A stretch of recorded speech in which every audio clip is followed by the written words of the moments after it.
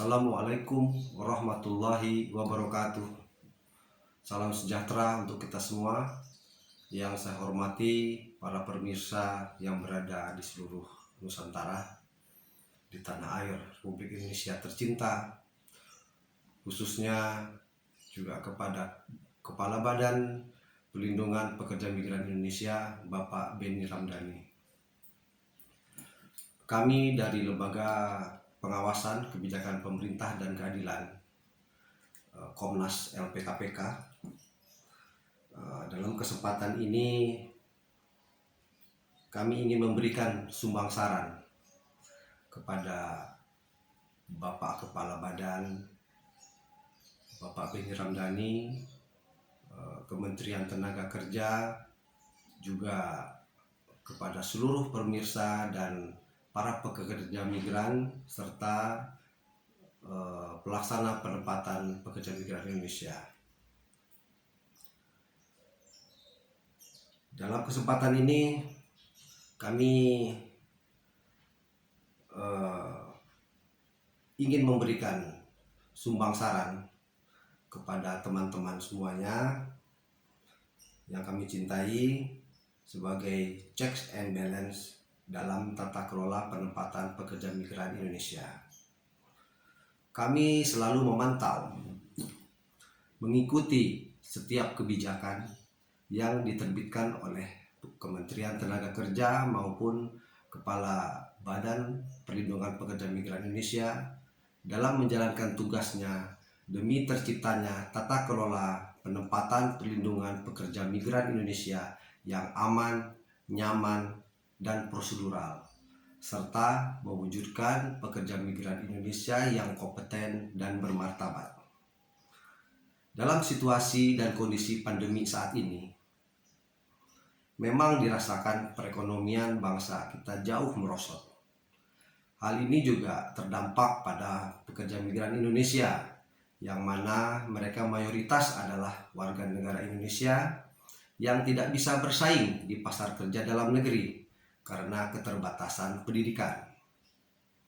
Perlu kita ketahui bersama bahwa sektor pekerja yang paling banyak diminati oleh pekerja migran serta permintaan yang paling tinggi yang dibutuhkan oleh para majikan di luar negeri adalah pengguna perseorangan sebagai penata laksana rumah tangga atau pekerja rumah tangga. Untuk itu, pemerintah perlu memberikan perhatian khusus dalam setiap regulasi yang dikeluarkan. Jangan sampai regulasi yang dikeluarkan sama sekali tidak menyentuh sektor pekerjaan bagi pengguna perseorangan. Akibatnya, mereka, para pekerja migran, mencari jalan pintas. Para pekerja migran mencari jalan pintas demi memikirkan perut keluarganya yang harus dinafkahi di kampung, serta masa depan anak-anaknya, sehingga rentan menjadi korban sindikasi perdagangan orang.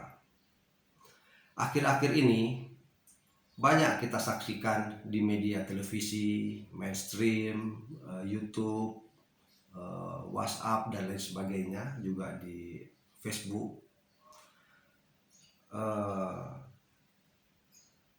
Kita saksikan penggerbekan tempat penampungan ilegal yang diduga ilegal yang dilakukan oleh Badan Perlindungan Pekerja Migran Indonesia dengan Kepala Badannya Bapak Benny Ramdhani, dipimpin langsung oleh Kepala Badan. Tujuannya baik, guna memberantas sindikasi perdagangan orang. Kami sangat mengapresiasi dan juga atas kerja keras Kepala Badan. Namun di sisi lain, kita harus tahu apa penyebab mereka menempuh jalur ilegal tersebut. Mereka butuh solusi, bukan pencegahan ataupun larangan, karena desakan ekonomi yang membuat mereka nekat.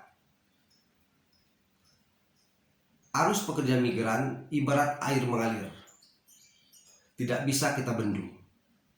Bila kita bendung, maka akan meluap, bahkan meluber kemana-mana, mencari celah yang mudah untuk dialiri, sehingga sampai ke tujuan, ke muara. Contohnya,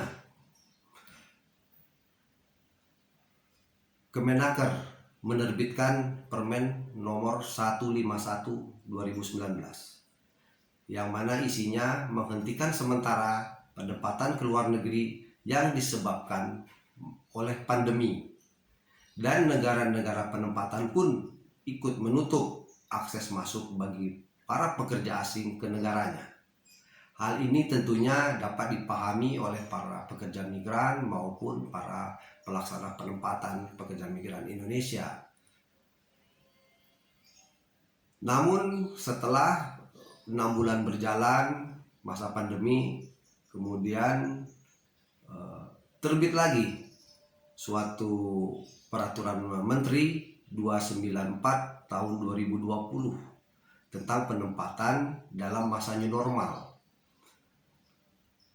dan dilanjutkan dengan peraturan Kepala Badan Perlindungan Pekerja Migran Indonesia nomor 14 tahun 2020 yang hanya membolehkan bagi tenaga skill non pengguna perseorangan untuk 12 negara penempatan.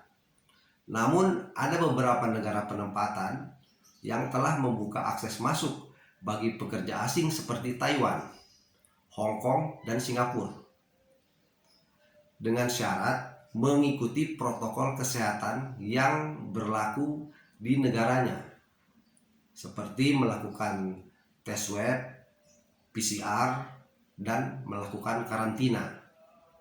Setelah clean, dinyatakan bebas dari COVID, barulah mereka boleh ditempatkan di rumah majikan. Kemudian setelah 6 bulan berikutnya,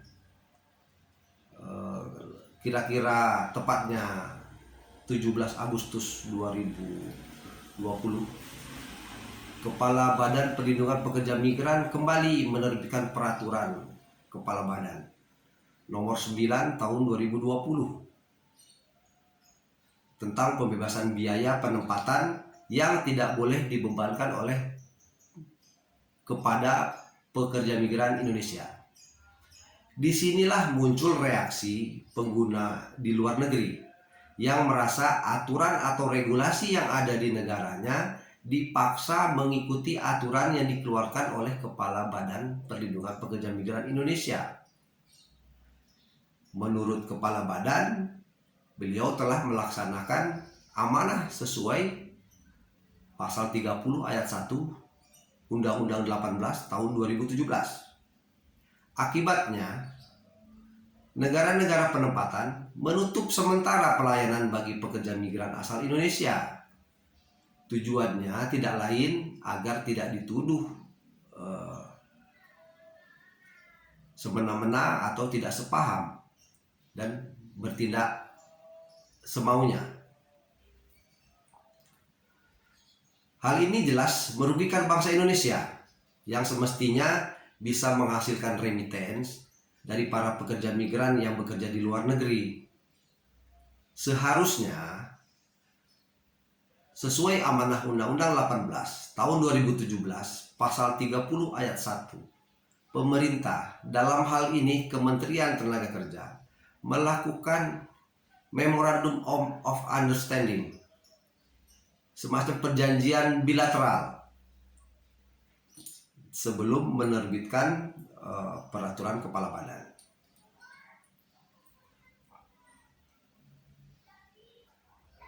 Tentunya Kepala Badan harusnya atau Kementerian Tenaga Kerja terlebih dahulu membuat MOU bilateral dengan negara-negara penempatan agar tidak terjadi kontraproduktif dengan regulasi yang dikeluarkan oleh pemerintah.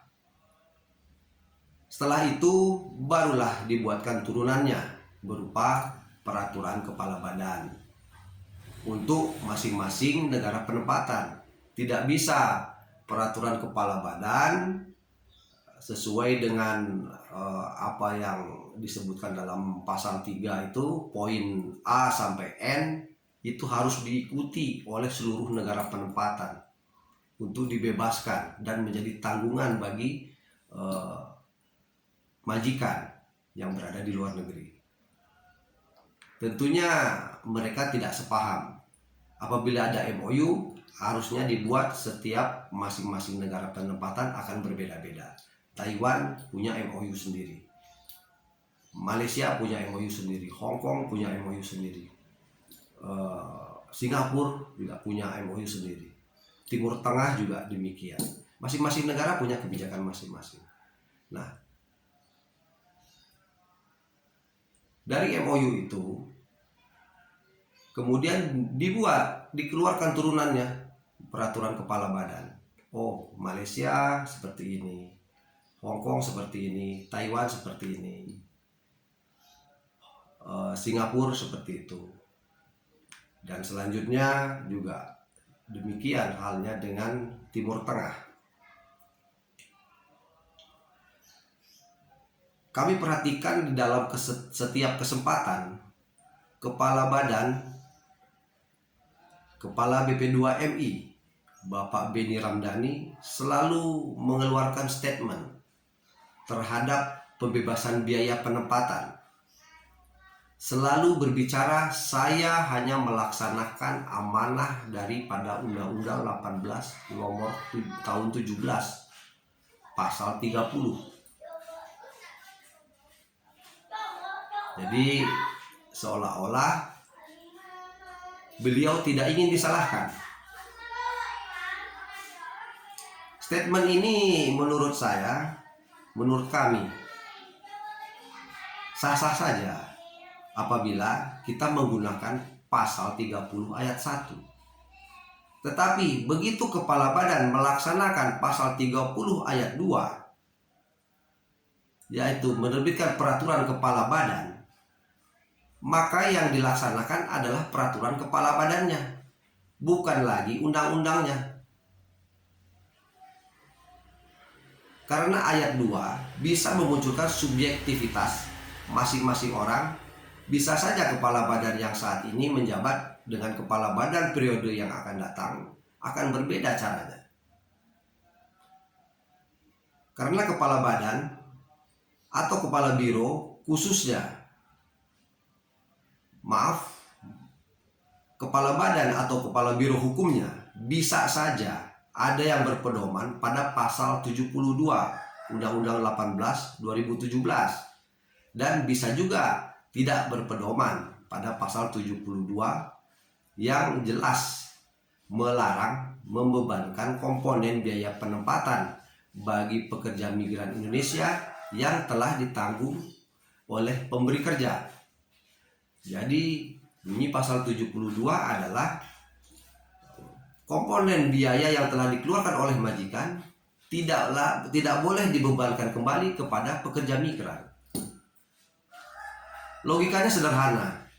Kalau kita menggunakan pasal 72 Undang-Undang 18 2017 sebagai rujukan pasal 3 Peraturan Kepala Badan nomor 9 tahun 2020, maka jelas masing-masing negara dalam peraturan kepala badannya diatur berbeda-beda. Seperti yang saya sampaikan tadi, Taiwan tentunya punya peraturan kepala badan yang berbeda, Hong Kong juga berbeda, Singapura berbeda, Malaysia berbeda, juga Timur Tengah berbeda. Jadi tidak bisa kita pukul rata semua poin A sampai N itu harus dipenuhi oleh pengguna jasa.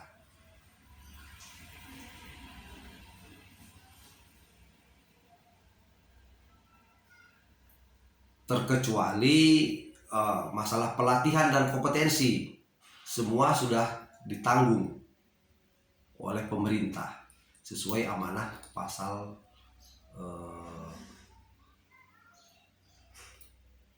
40, 39, 40, pasal 142 Undang-Undang 18 2017. Itu ditanggung oleh pemerintah daerah, pemerintah kota, pemerintah provinsi, juga pemerintah pusat. Nah, sekarang bola ada di tangan kepala badan. Bapak Benny Ramdhani apakah akan konsisten melaksanakan peraturan Kepala Badan nomor 9 2020 atau akan mengubah kembali? Ini tantangan bagi Pak Benny. Jangan sampai Bapak dibilang mencela-mencele. Hari ini A, besok B. Hari ini tahu, besok tempe. Ditertawakan orang nanti. Kita harus konsisten dengan apa yang telah kita keluarkan. Lalu, apakah boleh Kepala Badan merubah peraturan Kepala Badan nomor 9 2020? Jawabannya jelas boleh. Karena dalam pasal 30 ayat 2, Kepala Badan dapat mengaturnya tanpa ada larangan. Misalnya, selama menjabat hanya boleh membuat sekali atau 2 kali peraturan Kepala Badan. Kan tidak ada aturannya yang dibunyikan tertuang seperti itu. Selanjutnya, saat Bapak Benny Ramdhani bersosialisasi kepada para gubernur yang ada di daerah, Kepala Badan selalu berbicara pekerja migran dapat pinjaman KUR, kredit usaha rakyat khusus PMI, langsung kepada bank pemerintah. Kami ulangi, saat bersosialisasi dengan gubernur, Kepala Badan selalunya berbicara pekerja migran Indonesia dapat pinjaman KUR langsung pada bank pemerintah. Sementara berdasarkan pasal 4 Peraturan Kepala Badan nomor 9 2017. Nomor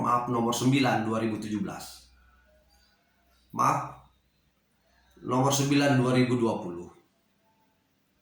berbunyi, pekerja migran Indonesia dan keluarganya tidak dapat dibebani pinjaman yang dipaksakan secara sepihak oleh pihak manapun sebagai biaya penempatan yang menimbulkan kerugian sepihak dan atau berakibat pada pemotongan penghasilan selama bekerja di luar negeri.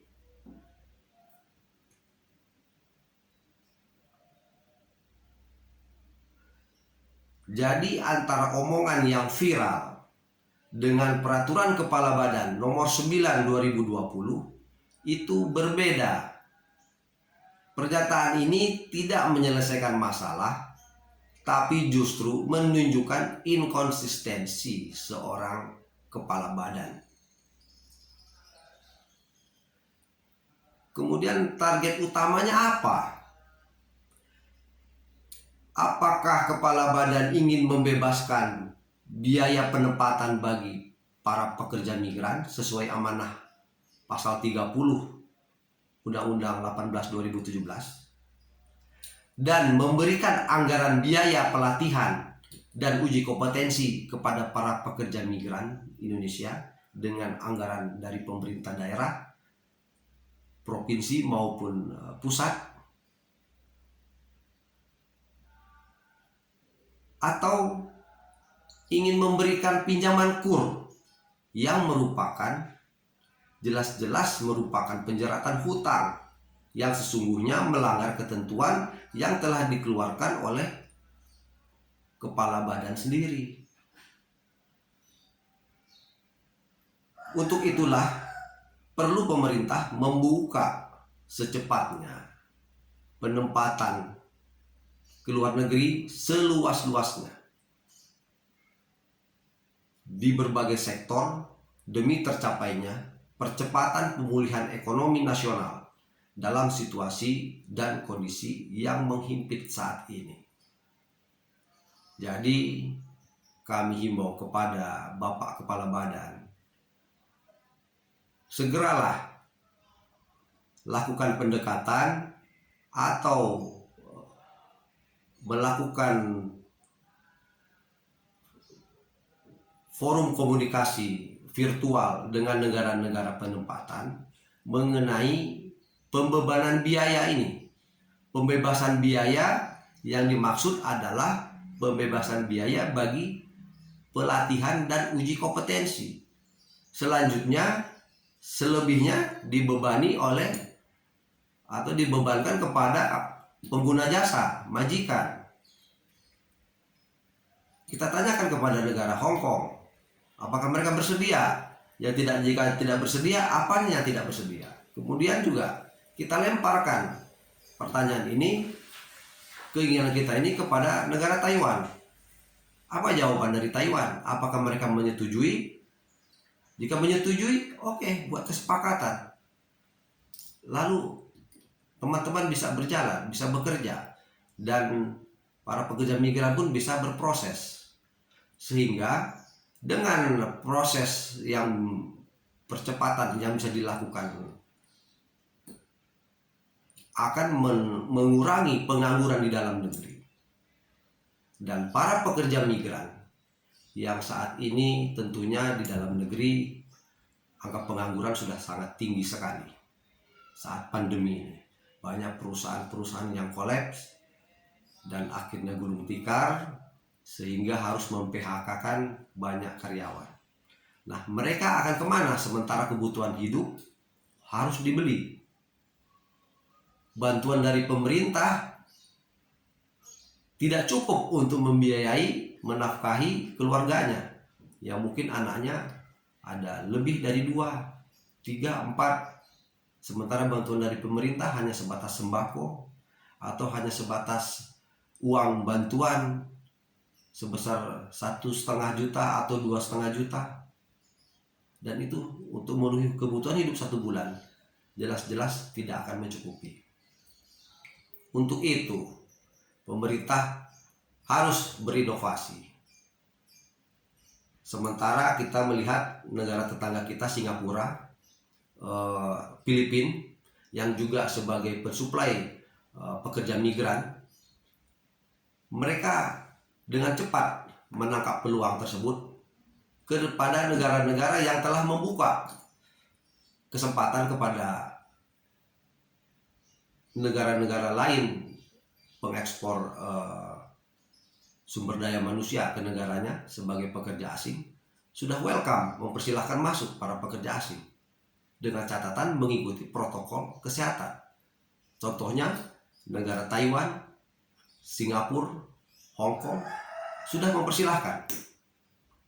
Namun dari Indonesia sendiri kebijakan belum juga diterbitkan. Para pekerja migran yang ingin berproses tidak bisa melakukan proses secara prosedural karena mungkin Cisco-nya masih terkunci. Kemudian membuat MOU atau memperpanjang job order masih belum bisa. Sehingga ini yang menghambat proses penempatan. Kemudian dalam amanah Undang-Undang 18 2017, para pelaksana penempatan pekerja migran Indonesia ini tidak boleh merekrut. Sehingga yang merekrut siapa? Konon katanya ada pengantar kerja. Mana pengantar kerja itu? Siapa yang akan mengantarkan? Dan kemana akan diantarkan? Katakanlah ada yang mengantarkan 1-2 orang. Kemudian harus dilakukan dulu pelatihan. Di mana akan dilatih? Anggarannya dari mana? Siapa yang akan menanggung? Katanya pemerintah yang akan menanggung seluruh biayanya. Tetapi ditanya ke pemerintah daerah, jawaban dari pemerintah daerah, anggarannya belum ada. Bagaimana mau dilakukan uji kompetensi? Sementara yang boleh direkrut adalah ya para pekerja migran yang telah dinyatakan kompeten, artinya telah diuji kompetensinya, mendapat sertifikat kompetensi dari BNSP, baru boleh direkrut oleh para pelaksana penempatan. Jadi yang akan direkrut oleh pelaksana penempatan belum ada sama sekali para pekerja migran yang kompeten. Sehingga bagaimana para pekerja migran ini mereka butuh untuk menafkahi keluarganya, mereka sanggup meninggalkan keluarganya demi masa depan keluarganya menempuh jalur ilegal. Terutama para agensi yang nakal yang berada di luar negeri, yang saat ini terjun langsung ke daerah, langsung mencari kepada para sponsor atau maklar tenaga kerja yang dengan maksud membantu mengurangi pengangguran, membantu juga warga negara Indonesia yang saat ini sedang terhimpit ekonomi. Sementara dari pemerintah belum ada sama sekali gerakannya, solusinya untuk membuka jalur penempatan yang resmi secara prosedural. Kami dari Lembaga Pengawasan Kebijakan Pemerintah dan Keadilan dengan ini menyampaikan kepada semua masyarakat Indonesia, khususnya para pekerja migran yang berada di kantong-kantong lumbung-lumbung pekerja migran Indonesia, agar bisa berhati-hati dalam memilih pilihan. Hidup memang adalah pilihan, tetapi kita lihat jangan sampai kita masuk dan terjerat kepada jebakan para pelaku tindak pidana perdagangan orang. Untuk itu kami menyampaikan ini tentunya karena rasa kecintaan kami dan kepedulian kami kepada para pekerja migran, karena bagaimanapun mereka adalah para pejuang, mereka adalah pahlawan devisa, dan mereka ingin berjuang untuk keluarganya sekaligus membantu menghasilkan devisa untuk bangsa dan negara ini. Bisa kita bayangkan sekarang ada 6.000 para pekerja migran yang terhambat proses tidak bisa berangkat ke luar negeri, ke Taiwan.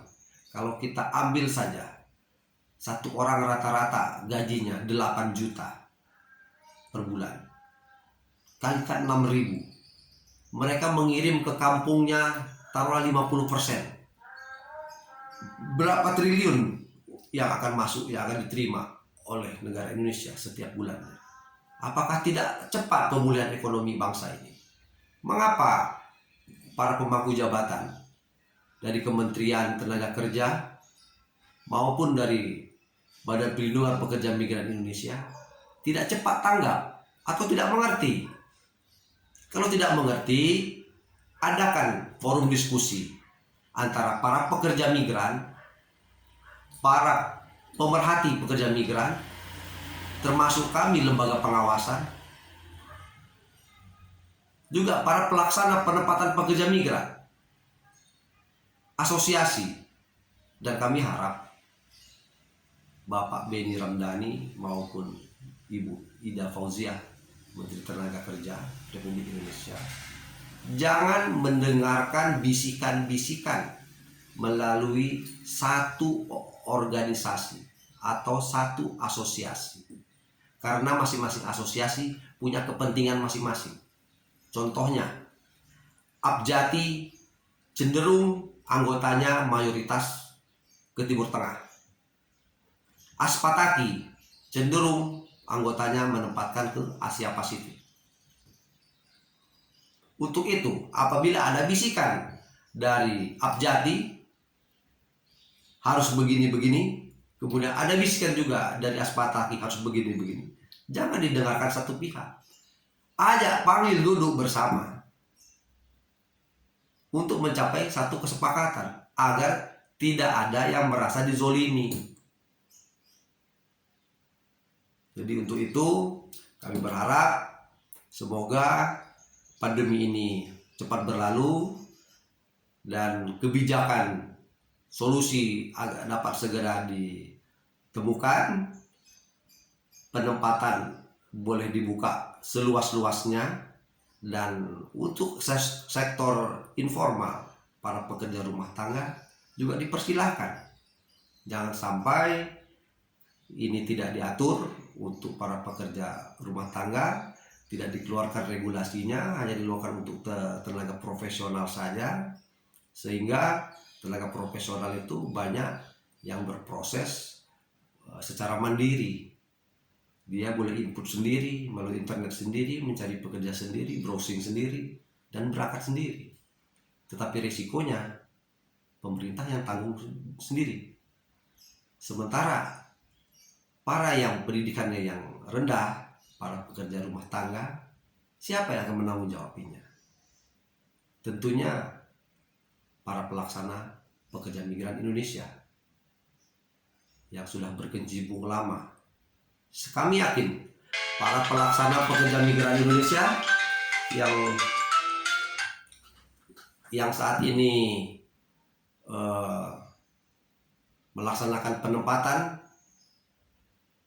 sudah bertahun-tahun, yang hidupnya bisa bergelimang harta, memiliki kendaraan, memiliki rumah dari hasil pekerja migran. Untuk itu kami doakan semoga apa yang kita harapkan dapat tercapai dengan baik, dan ini bukan sebagai rasa suka atau tidak suka, tetapi untuk membangun dan memberikan motivasi, solusi karena rasa kecintaan kami terhadap bangsa ini.